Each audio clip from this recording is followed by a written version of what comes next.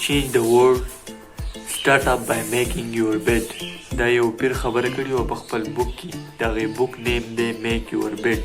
په دې بوک کې اتر ډېر ښه خبره کړې دي. نو اولنی ټاسک تو په خپل لایف کې کوې نو اول ټاسک به دا کوې چې دا دې کمپلیټ کړو.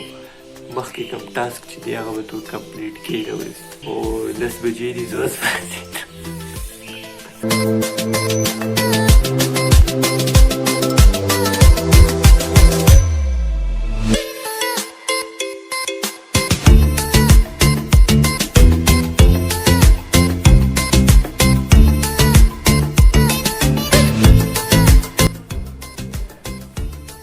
زما سره په کنیکټ کېدو کې د بایولوژي او د ټیکنالوژي سره کنیکټ کېدا لازمي دي. د میټریک نه پس میتس کې ډېر ښه وم خو خلکو ویل وروره میډیکل او پوهه نه وي چې هلکه مخې ته به څه کېږي خو بس میډیکل یې واخیست.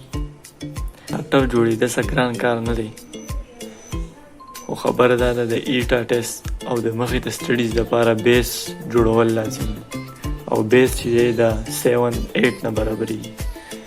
سرکاري سکول کې چا سبق ویلی چې په 10 کې یو سټوډنټ وي او هغه سیل نه پیژني نو هغه به ایټا ټیسټ څه پاس کړي.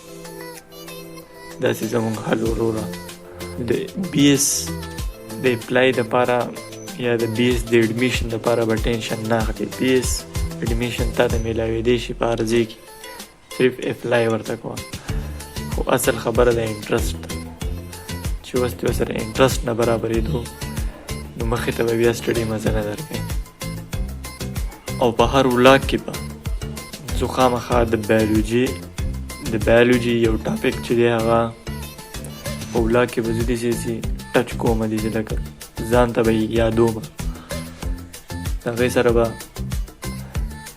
د هغې ټاپک په باره کې انفارمیشن زما په ذهن کې وي او تاسو به تیم څه پیدا لئ نو زه به هم څه زده کوم او تاسو به هم څه زده کوئ ځکه چې زه به د هغې په باره کې سټډي کوم ځان ته به یې اسانوم او چې تاسو یې ګورئ جو تاسو ته به هم اندازه لګي چې یاره دی دا خبره کوي او دا ستاسو به هم یاد دهاني کېږي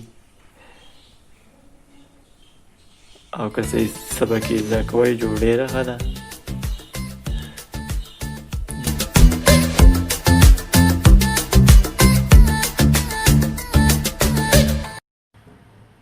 आपके घर में आपको प्यार से क्या बुलाते हैं?